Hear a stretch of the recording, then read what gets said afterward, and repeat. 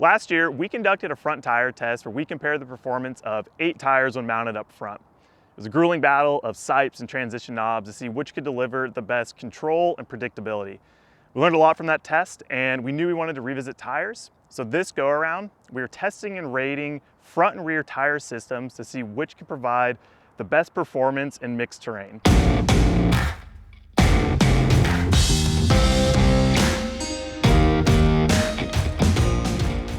For this test, we hit up each brand and gave them the same information about our testing parameters.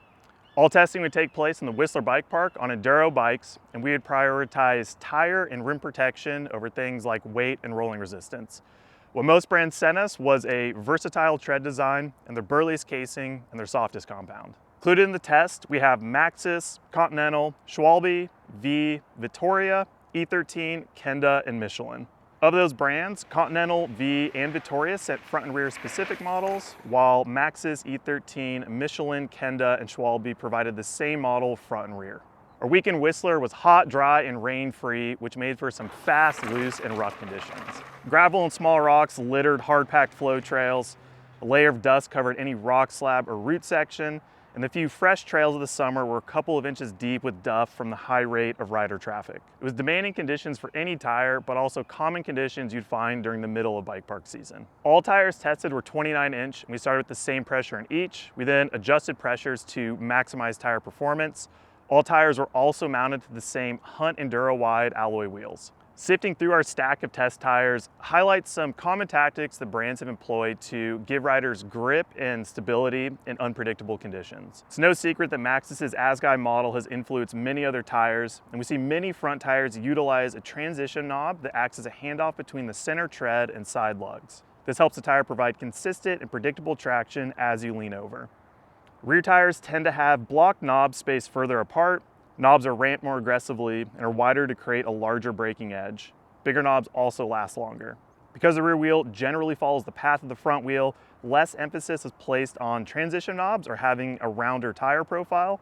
Instead, rear tires can have a flatter, boxier profile. Knobs are siped in various directions and depths to balance wear and knob flex on both front and rear tires. You want the knobs to conform to the ground, but not so much that they squirm or fold under pressure, and most side lugs feature closed siping for extra support when cornering. Brands use a mix of single or multi-compound rubber. Most durometers are around 40 to 42A, which basically just means they're soft and slow rebounding. Some brands did send a firmer compound in the rear though to help improve wear time. And then looking at casing, gravity tires typically feature a lower TPI casing and fewer casing layers. As a reminder, TPI refers to how many threads there are in a square inch cross section of a casing layer. The higher the TPI, the thinner the threads. The lower the TPI, the thicker the threads. Not every brand tested discloses their exact casing construction, but many use 2 layers of a lower TPI casing plus some form of a sidewall insert to minimize pinch flats and to give the tire more rigidity. In an effort to analyze and compare all 8 tire systems, we were focusing on these performance factors. Tread performance and overall grip. How well does the tire system provide grip and confidence throughout an entire run when ridden on various surfaces? Casing performance, focusing on tire flex in high energy situations, tire deflection through rocks and roots, and rim protection. Cornering traction, analyzing side knob performance and how well the tires track and hold a line turning. Predictability, does the point at which traction loss occurs happen at a manageable rate that can be anticipated? And finally, braking traction. How well does the rear tire bite into the ground when slowing down, and how well does the front tire hold a line during dynamic braking moments? Each tire system was ridden on a mix of trails to get a well-rounded impression of performance. We then scored each tire system and each performance factor to create an average overall score. So after a week of knocking out laps in the Whistler Bike Park, we managed to come out the other side with no injuries, no broken wheels, no flats, no sliced tires, but it was a lot to break down, a lot of tires to ride and analyze. So let's get right into it, in no particular order, kicking things off with Michelin's Wild Enduro MS.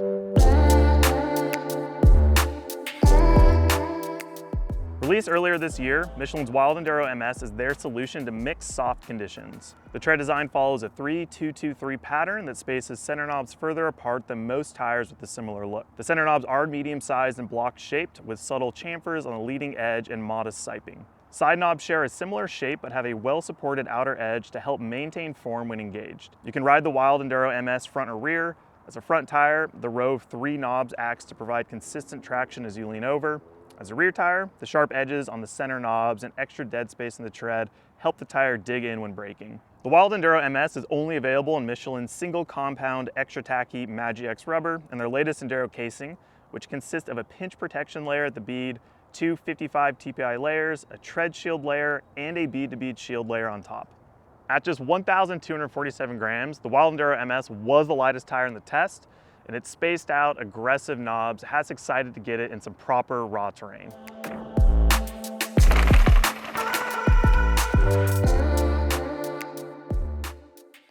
The Michelin Wild Enduro MS scored a 7.7 for me. For being a Enduro casing and not a true downhill casing, this tire actually surprised me how well it competed with the downhill tires, true downhill tires. So these tires provided good traction throughout the tread pattern. It's a kind of a more radial design, like an Ascii-esque tire, and it was good traction, had good stability in the sidewall. Didn't feel like it was folding. It didn't feel like I was gonna blow up a wheel or anything like that. And these tires were also very predictable. You kind of knew where the traction was gonna be and when it was gonna break free. Really felt confident in cornering, especially on more bike park style turns and that kind of thing.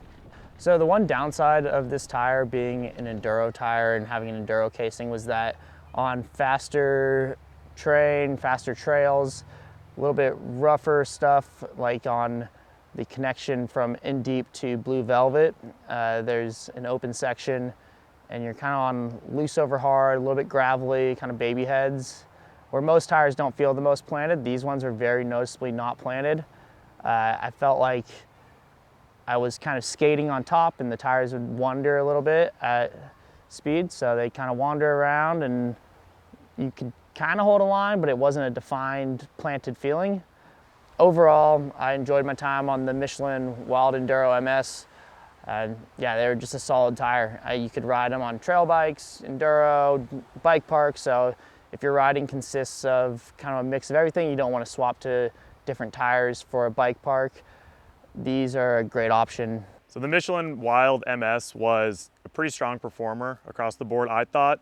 The size of the knobs and just kind of how spaced out that tread design is performed really well in the more fresh, looser trails where the soil's a bit deeper. In really steep sections, I thought the braking was incredible, like running the same tire front and rear, good consistency, trying to, slow down a straight line, slow down across, off-camber rock slabs or just loose bike park corners.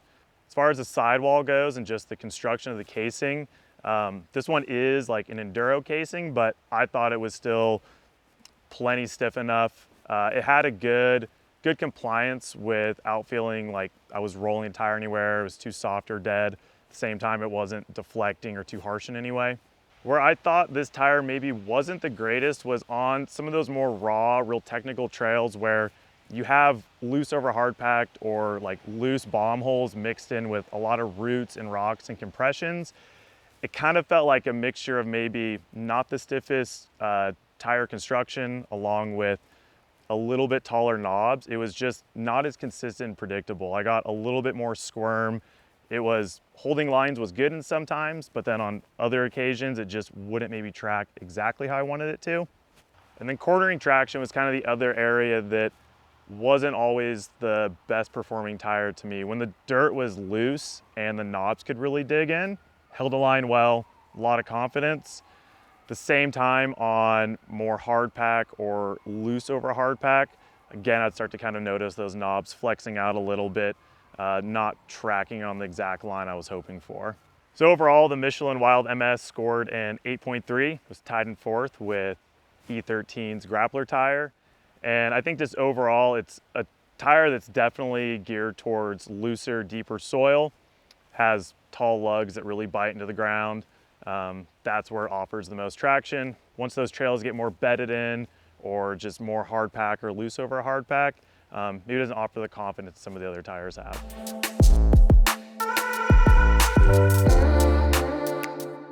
Next up, we have E13's Grappler tire, which is their most aggressive model intended for various conditions. Like many tires in the test, it uses a 323 center tread layout with pronounced side lugs. The center knobs have minimal ramp on the leading edge for added braking bite, and parallel siping on alternating rows keeps the knob stable. The pyramid-shaped transition knob holds the important role of maintaining traction between the center and shoulder lugs. Every other side lug features an arch side cutaway to allow for increased flex and less deflection. We tested the Grappler with E13's DH casing and MoPo compound. The casing uses a dual-ply 72 TPI nylon casing with an apex insert in the sidewall and an extra nylon layer under the tread for added flat protection. MoPo is E13's softest compound that places a 42A rubber across the entire tread, providing grip, increased tire flex, and energy absorption. The Grappler obviously has a very familiar tread design. It's a tire that we've had good experiences with in the past, so we're excited to see how its performance would compare when ridden with a bunch of other gravity tires.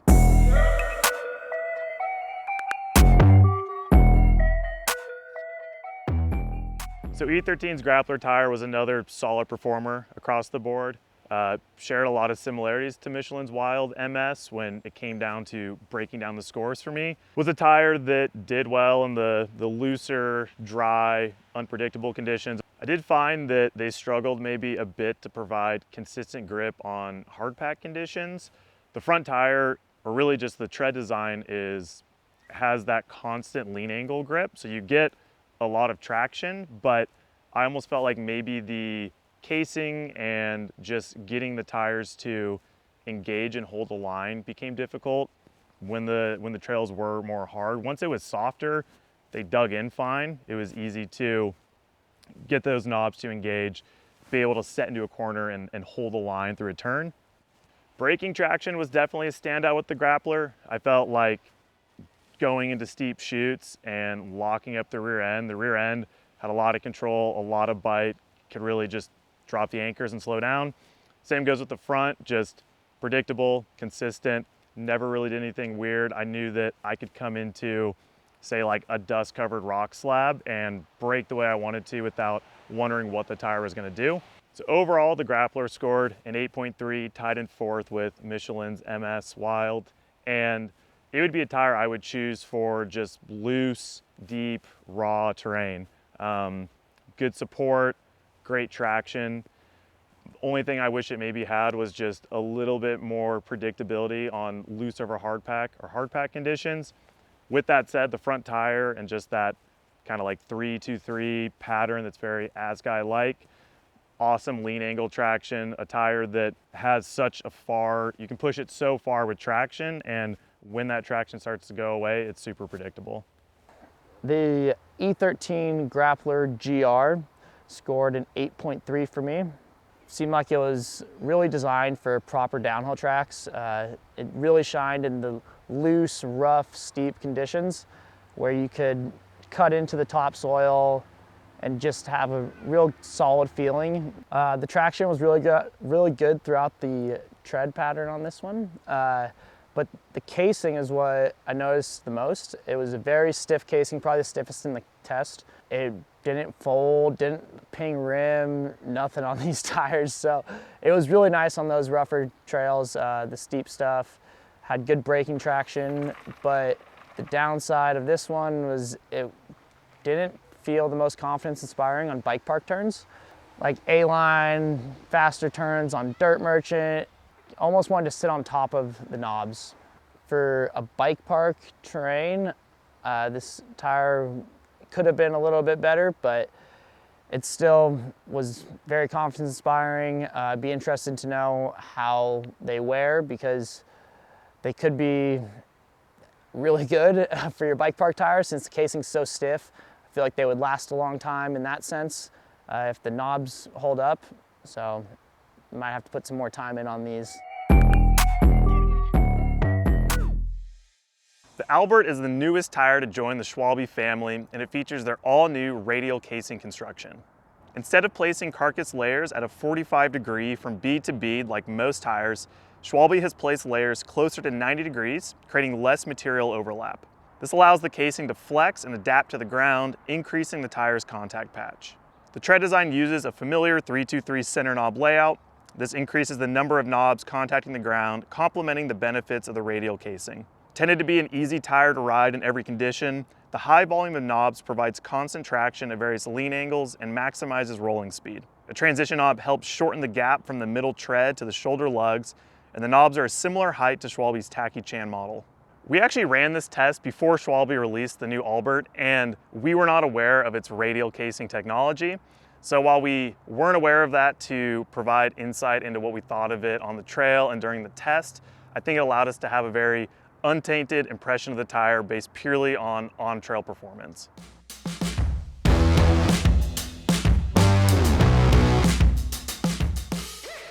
The Schwalbe Albert tire, new one for them, scored a 5.8.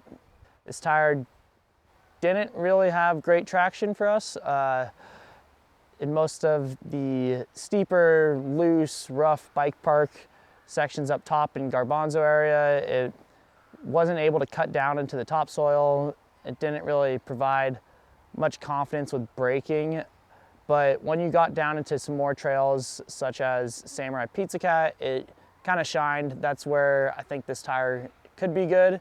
So this tire would not be my choice of tires for the Whistler Bike Park, just due to the amount of different trails around the bike park that you can find up in especially the Garbanzo area. Yeah, it just kind of lacked traction, especially on rock slabs, which was interesting. Rock slabs and the kind of looser, more rough terrain. And the casing felt pretty soft. I know they have a stiffer casing on most of their tires with the super gravity. We just had the gravity casing.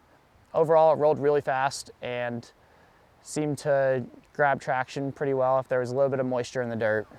So Schwalbe's new Albert tire scored the lowest in the test for me with the 6.3. And probably the biggest issue I had with that tire is that the casing and the sidewall support wasn't quite up to the task of riding the trails we rode in the bike park. And then on top of that, the tread design and just the height of the knobs really struggled to dig into the loose, unpredictable conditions that we rode in. On the more old school, natural bike park trails that we rode here, there's like so much coming at you and rocks and roots and compressions, and I felt this tire squirming and flexing out considerably more than the other tires we rode. The problem with that was just confidence and consistency and traction, and having the confidence to ride lines knowing the tire would hold it. Matched with that, just how compact the knobs are and the lack of height you have on the fresher trails you're right at the top of the mountain where it's looser, where all the other tires were digging in and you're kind of have that hero dirt feeling. These just struggle to dig in and pick a spot to hold grip through turns or slow down through steep straightaways. Once I got into more of the flow trails where it's really hard packed dirt, the tire rolled super fast. It was hands down the fastest rolling tire. The tread design did a lot better when it was hard packed. I felt like it had decent grip. I could trust it. I could trust leaning into turns that it was going to hold up. Once there was any bit of loose gravel or kind of sandy loose dirt on top of hard pack, it seemed like the knobs just again struggled to dig through and actually find traction. I felt like I was sitting on top of the loose soil in those moments, and it was just quite unpredictable. Overall, I think that Schwalbe's new Albert tire would excel best in hard packed or moderately loose conditions. I almost feel like them being so excited about a new tire model maybe overshadowed that we should have tested their Magic Mary model, or maybe a Big Betty in the rear and a Magic Mary in the front. It seems like it would have been more appropriate compared to the conditions we had in the other tires we were testing. I would be interested to ride this in maybe a little bit more moisture in the dirt and ride it on trails that throughout an entire run, you're not having such deep, loose pockets of soil. Ride in conditions where you can really feel what the tread is capable of when it's not trying to dig through a bunch of dirt.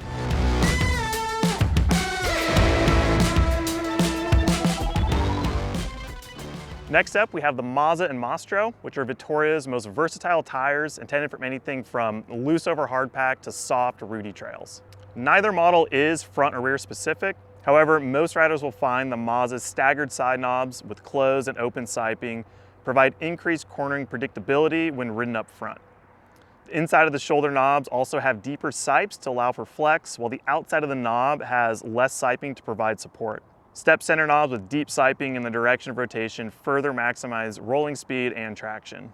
The Mostro uses a 3-2-3 center knob pattern with shallow step knobs that have a wide leading edge for better braking bite. There is a small transition knob that helps hold traction before the tall blocked side lugs are engaged. The side lugs are staggered slightly and have one deep sipe and an additional bracing on the outer edge for support.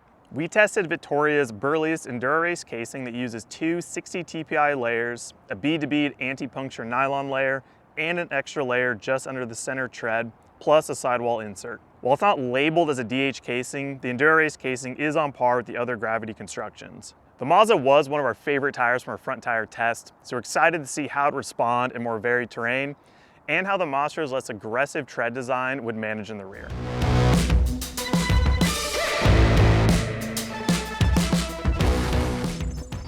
Vittoria, Mazza, and Mostro combo scored a 7.3 for me, and this was a very middle of the road tire. It was good in a lot of moments, but wasn't maybe exceptional or standout in any one way. I enjoyed this combo the most in the looser conditions where the soil was deeper. I found that the front tire, I could really feel the knobs engaging with the ground and finding traction over rocks and roots. The rear tire was a little bit lower profile than the front, but in turns and cornering, once I got my bike leaned over and was engaging those side knobs, traction felt consistent, didn't have like the bike stepping out or anything like that. I guess the downside of that rear tire is braking traction and control was definitely hindered. It was not on par with some of the other tires we rode. Vittoria's Enduro casing is the sturdiest casing they offer, and I thought it felt great. Never pinged rim, had decent compliance and damping that kind of took the edge off of bumps. The biggest complaint I had with this tire combo was on hard pack conditions or the loose over hard pack. I struggled to feel like I could engage the knobs and kind of break through topsoil and find a point where they would bite in. Same as when we tested the Mazza last year with our front tire test. I just struggle to feel like I'm getting the knobs to actually engage with the ground and I'm riding a bit more on top of them. In the definitely like the old school trails here, like an In Deep or Original Sin, where it's really hard pack baked ground and then you're hitting rocks and roots and holes and all that, especially braking hard as well, like same thing, just struggled to feel like I was getting the tires to settle and kind of bite in when I wanted them to. So overall, I really like this tire setup on the kind of loose or mixed terrain. Thought it did a good job when it had the opportunity to dig through and find grip and traction. The rear tire was maybe a little undergunned for what we were riding, but it did still get the job done. I think running a Mazza front and rear would probably have been more appropriate or had us better set up for riding somewhere like the Whistler Bike Park.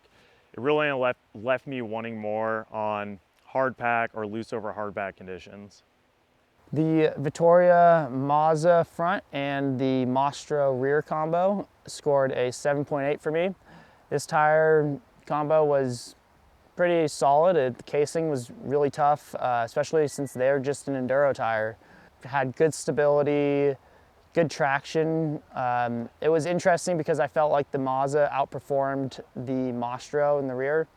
It would be nice to try Mazza front and rear, just because had a little bit better braking traction and just side knobs were more pronounced on the Mazza. Felt like you could lean it over a bit more. The Mostro, the side knob kind of wanted to fold a little bit in harder bike park turns when you're really just leaning into it. So yeah, the Mazza is more of a DHF style tire where you have a channel between the center knobs and the side knobs, which is a tire that I'd prefer. I just like when you have that defined side knob and you can really tell when the traction's gonna break. So that was a nice, comforting feeling for me. And then the Mostro, it did brake pretty well up in trails like Lomonade and parts of In Deep, but it seemed to just have a little bit of a vague feeling of when it's gonna break traction in the rear. But overall, these were pretty solid and they, yeah, were good tires for the bike park.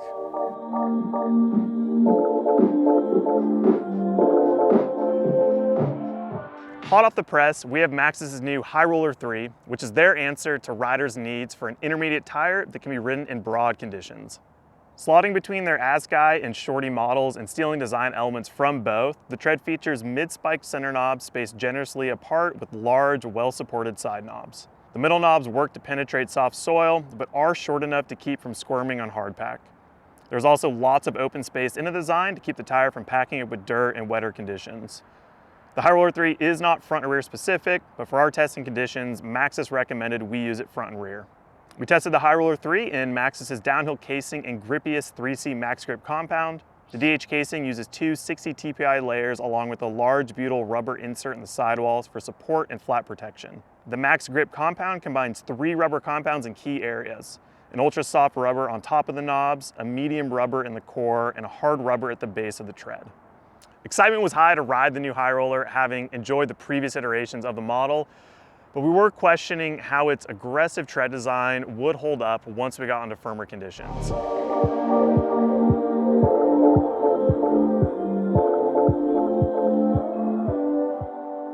Alrighty, Maxxis' new High Roller V3 was my favorite tire in the test, the highest scoring tire I had in the test with a 9.1 overall. Starting with the casing and the tire construction, I got on this tire kind of midway through riding the tires we had, and just the damping and comfort that it offered was really impressive. I've never really thought or looked for that in tires. Really easy on the hands. You notice it a lot in sections where you're maybe like an off camber and you're trying to hold traction, just how calm the tires ride and keep your bike. Looking at the tread design, like the knobs are quite spaced out and they're pretty tall. It looks like a tamed down mud tire almost. And as you'd expect, it rides super well in looser, deeper soil. Like digs through everything, finds grip, finds traction. It allows you to ride with a lot of confidence, knowing that kind of any line you want to hit, it can find the grip and hold the lines you want to. Once I got on hard pack trails, flow trails, big berms and all that, I definitely expected the tire to not do as well, or maybe those knobs start to fold over or not feel as consistent.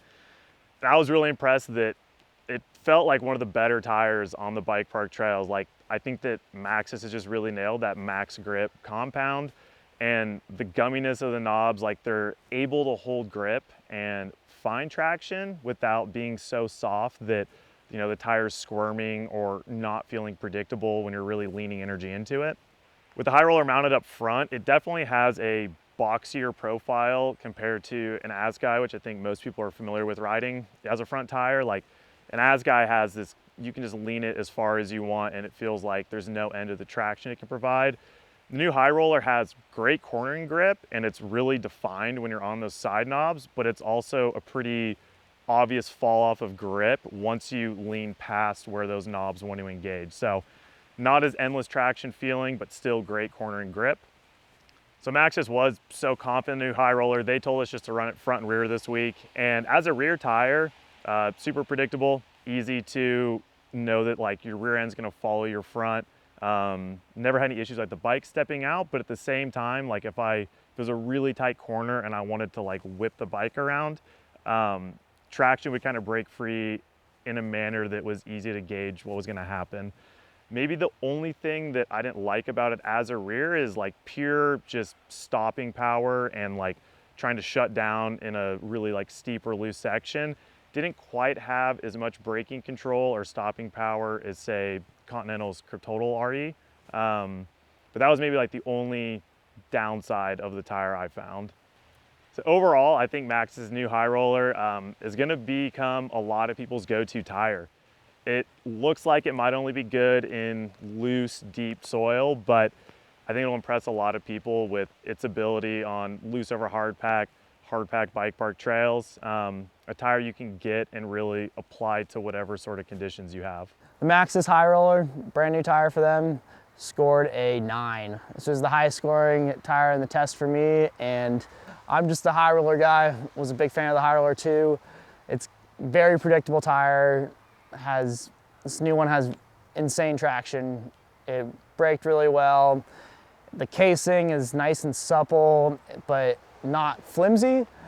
It just didn't ping off rocks. It didn't deflect. It was just a nice, good ride. It didn't want to wander around or skate. Held a line really well. You're used to riding Maxxis tires. but you want something with better traction than maybe a DHR2, this is your answer right here. It cuts into the topsoil. It rolls pretty fast. It's not the fastest like the Schwalbe, but it still rolls great for a downhill tire, and it holds traction and like comfort in bike park turns, which was the craziest part for me. Just looking at the tread, you wouldn't think it'd be that great in a bike park turn, but it was just felt like you could put it anywhere. You knew when it was going to break traction. You knew when it was, if you leaned a little bit harder, you would have traction. It's just a good all-around tire, good mixed terrain tire.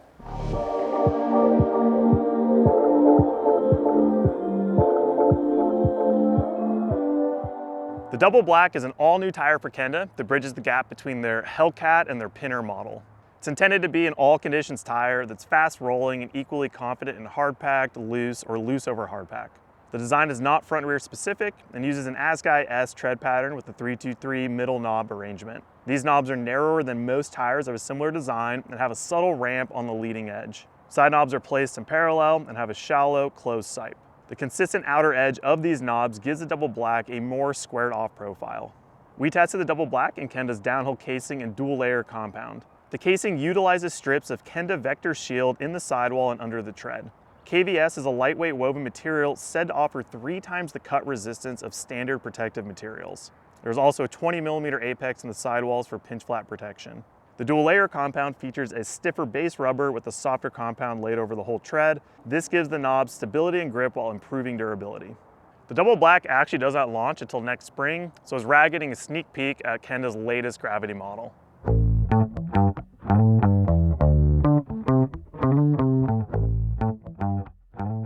The Kenda Double Black scored a 6.5 for me. It seemed to give a little bit of a basketball, like you were being dribbled down the trail. It almost felt like a high volume tire. So yeah, I kind of had a strange sensation when riding. It wanted to, almost when you're going over the rougher chatter, kind of hitting some like deeper holes, it would almost bounce you like your rebound was too fast or something. The casing and the support of the sidewall was actually pretty good. Didn't ping rim with this one. It was pretty stiff. It didn't feel like it was gonna fold in bike park turns or like doing cutties on trails like Ninja Cougar and really just teeing off corners. It didn't fold or anything like that. Yeah, the traction in some of the bike park turns and that was solid. And then, but yeah, the braking traction was kind of average, and the tread pattern itself, it did cut into the dirt a little bit, but yeah, it wasn't kind of like the most aggressive tread pattern of the test, and yeah, I had this strange sensation of getting almost bounced around on the chatter, kind of rougher sections of trail. If you're looking for like a good value tire and you don't plan on riding the roughest trails or like the steepest stuff, this could be a good option. The casing was pretty solid. Didn't feel like it was gonna puncture or anything like that. But if you're riding trails in the bike park, maybe just jump laps and kind of like more bike parky, A-line, Ninja Cougar, Afternoon Delight, those trails, this is a pretty solid tire for that. So I scored Kenda's Double Black tire a 6.8. So this was just above Schwalbe's new Albert tire. And starting with the casing, this was an interesting one because when we first got on this tire, it almost sounded like a basketball. Like it sounded like the volume was so much, and I noticed the most feedback and chatter coming through to my hands and arms with this tire. It's a stiff casing. It has all the support you'd ever want from a gravity tire. Holds up well on corners, like no rim impacts, all of that. But how much you feel of the trail, I think limits how much grip and traction and how easy it is to hold a line with the tires. On one hand, the tread design did a good job of hooking up and finding grip and responding the way I thought it was going to on the real hardback trails. Even in some of like the deeper, looser conditions we rode, I had a pretty good idea of what was gonna happen. There was decent traction on offer. At the same time, it almost felt like the harder I rode the tire, and especially on loose over hard pack or just you know, dust on rocks, or just any moments where you don't want to like lock up your tires because it can get a little dicey, I never really quite knew what the tires were going to do. Overall, I thought the Kenda Double Blacks were a tire that excelled most at just riding a bike park. Like if you're not looking for maybe the most high performing tire on really technical trails, it does have decent traction. It has a casing construction and sidewall support that can hold up to a ton of force. Once you get into loose or kind of that intermediate terrain, you're definitely going to struggle more to find consistent grip. Every now and again it'll hook up, it'll have the traction, but predicting when that fall off of traction and when that control is going to kind of let go, I think that'll be the hardest part to get along with those tires.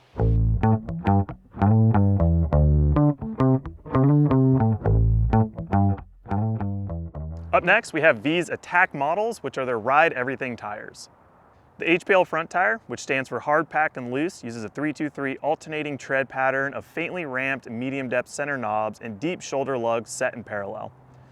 Minimal siping is used throughout, and alternating side knobs have an additional inset step to increase leaning traction. The Attack FSX, which stands for Fast Extreme, is Vee's fast rolling but aggressive rear tire option. It uses wide, flat, and heavily ramped center knobs to maximize speed and braking surface.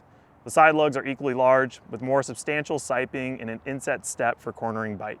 We tested both tires in Vee's most aggressive DH core casing and softest full 40 compound. The DH core construction consists of two 72 TPI layers, an apex sidewall insert, and an additional sidewall layer for increased support. The full 40 compound uses an ultra tacky 40A rubber with slow rebounding characteristics on top of being extra grippy. The HPL was another favorite from our front tire test, so we're excited to see if it will remain a favorite on gnarlier trails and how the FSX would compare and perform in the rear.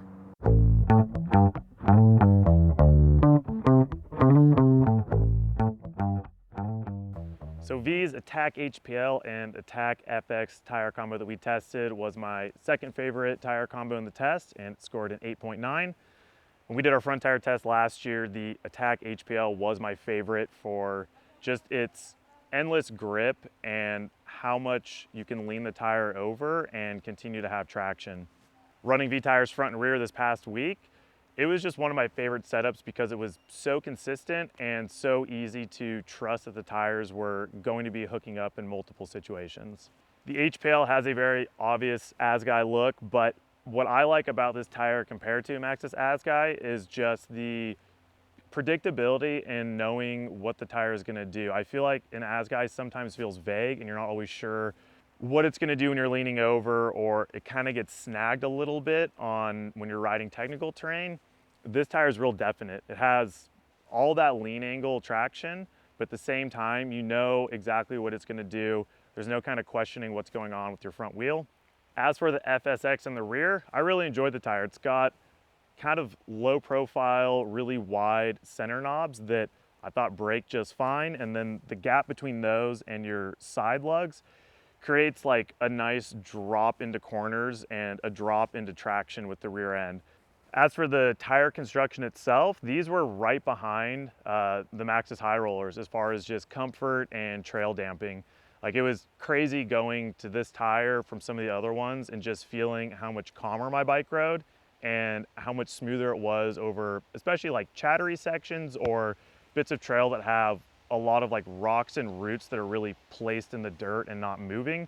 Easier to brake in a more controlled manner, and a lot easier just to know that you're not gonna get bounced off line. You're able to hold the line nice and easily.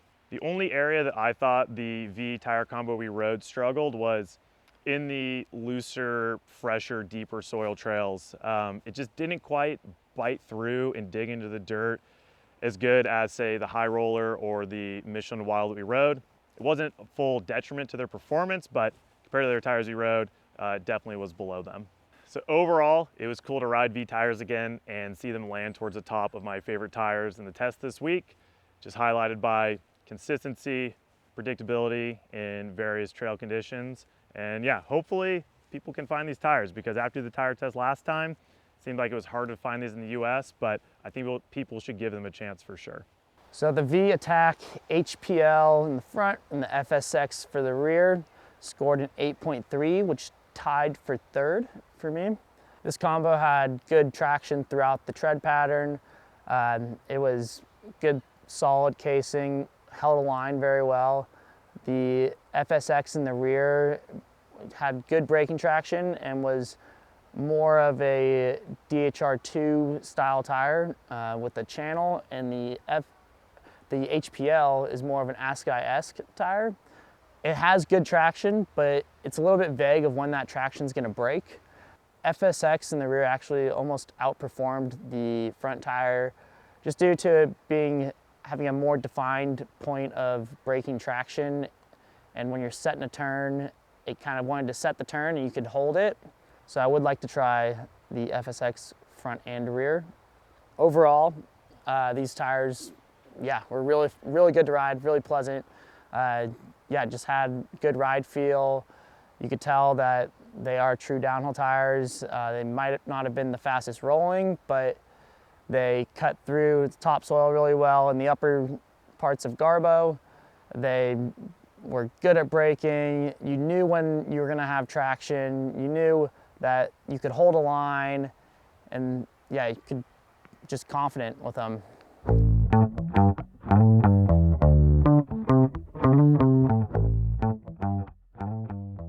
To close things out, we have Continental's Kryptotal front and rear models, which have played a big part in the growing popularity of Conti tires over the last few years. Designed to excel in mixed terrain, the front tread features an Ascii-esque 323 pattern with medium depth blocked knobs spaced tightly together, slightly ramped center knobs, and closed siping throughout. The rear tread features more open space between rows of double knobs that are wide and heavily ramped. Both models use similar side lugs that are deep and pronounced, giving the tires a boxy profile and definite cornering support. We tested Continental's downhill casing, which uses 4 carcass layers in the sidewall, 6 under the tread, and an apex layer at the bead. While this is a lot of layers, they are a thinner 110 TPI to improve casing suppleness and reduce weight. Up front, we tested Continental's stickiest super soft compound, and in the rear, we used their slightly more robust soft compound. Despite their widespread popularity these days, this test was actually the most either of us had ever ridden Continental tires, and they definitely lived up to expectations.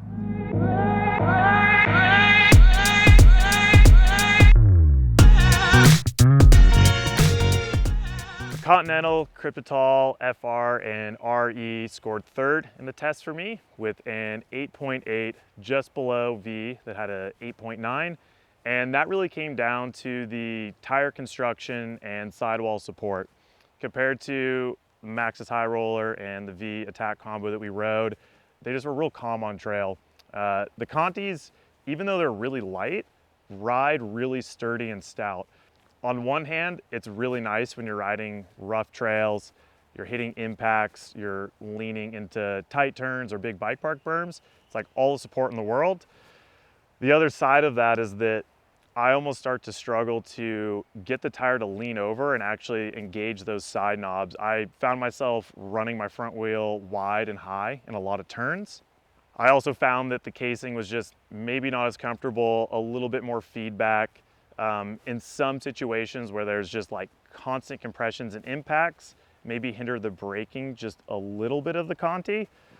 To counter that though, I would say that just from like pure braking performance, the rear tire as well as the front have probably the most braking control of all the tires we tested in the most different types of conditions, whether that was the really deep loose soil. Even though there's a lot of knobs, they did a great job of just cutting through and finding grip. It was really impressive on some of the rock slabs this week that were just covered in dust and really slippery. It felt like I almost couldn't get the tires to break free, which was super confidence inspiring. So yeah, it's kind of an interesting one because on one hand, it almost felt like the casing and the tires being stiffer kept them like every now and again deflecting, but it didn't take away from them having the best braking control in the test. Overall, it was really cool to ride the Kryptotals in the front and rear specific versions at a place like Whistler because it's the first chance I've had to really put them to the test on proper trails, and clearly there's a reason why they're so popular. So predictable, so much grip. It's definitely a tire setup I could see myself riding, especially if I'm just hammering really gnarly steep trails and I want to maximize my braking control. So the Continental Kryptotal FR and Kryptotal RE scored an 8.5 and finished second in the test for me. These were just really good downhill tires. Casing was pretty stiff. It was a little stiffer than the Vee, not quite as supple, but I was confident with them of where they would break traction and gain traction. And every time I leaned them over, I could tell, like, I'm gonna lean into this turn and it's gonna break traction a little bit, but then if I lean harder, it'll hold traction and you could just rip out of a corner. The casing being stiff was nice for a lot of the more rough downhill tracks. Actually rode Ride Don't Slide on these, did some Garbo, and then just had a good time on just stuff like Samurai Pizza Cat, where you're just hitting corners back to back, and that's where that firmer casing felt really good. You could just kind of rip into a corner and you just pop out of it, and you know that you're not gonna fold your tire, you're just gonna have traction the whole time, and you could just be confident on these. So the Kryptotal FR is more of that Assegai-esque style tire, and like I've kind of said multiple times now, it's got a vague feeling at the edge of the traction on the front. So I would, again, like to try the RE front and rear. Just braking traction was a little better on the RE in the rear, and just having that defined point of you lean and there's gonna be the edge of traction, more like a DHR2. That to me is what I look for in a tire. I want to know where the edge of traction is. I don't mind if it slides in between the center knobs and the side knobs. So yeah, overall these, yeah, were really good. Casing was pretty stiff, so if you don't like a super stiff casing, these might not be the best tires for you, but if you like stiff casing tire that has great traction throughout, especially the rear tire, the RE really shined to me. This could be, yeah, a really good choice for you.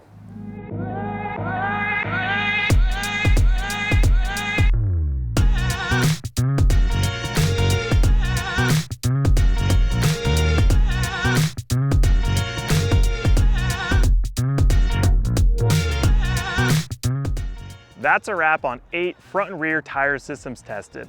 Hopefully you learned something from this test and have a better idea of which tires may be right for you. Feel free to let us know in the comments below which tires you would pick and why.